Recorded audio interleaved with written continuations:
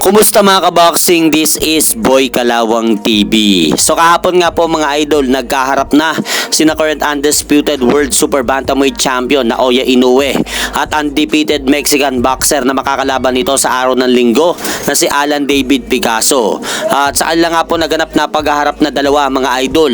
Kapwa kalmado lang po sila Naoya Inoue at Alan David Picasso sa kanilang nangyaring face-off kahapon sa Riyadh, Saudi Arabia. At makikita rin po natin na mas matangkad itong si Alan David Picasso ng konti kay Naoya Inoue. Habang sa magaganap naman na co-main event nila sa pagitan nila Junto Nakatani at Sebastian Hernandez ng Mexico, nagkaharap na rin po ang dalawa mga idol at kapwa kalmado lang po sina Junto Nakatani at Sebastian Hernandez sa kanilang nangyaring pagharap kahapon sa Riyadh, Saudi Arabia.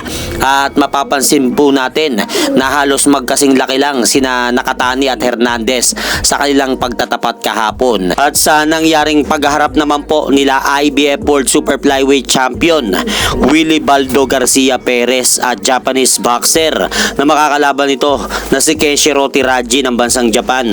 Ganun din po mga idol ang nangyari sa mga naunang boksingero dahil kapwa nagbigay din po ng respeto sina Willie Baldo Garcia at Kenshiro Teraji sa isa't isa at kalmado lang po sila sa kanilang nangyaring pagharap kahapon. Kaya bukas mga idol, abangan na lang po natin ang mga magaganap na official and final weigh-in ng mga ito.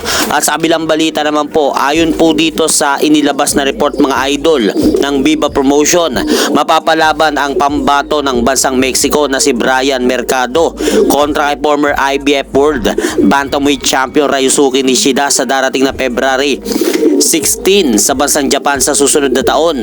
Kaya nakataya po sa laban na yan ang IBF Super Bantamweight Final Eliminator. Kaya mahalagang laban po yan para sa dalawa.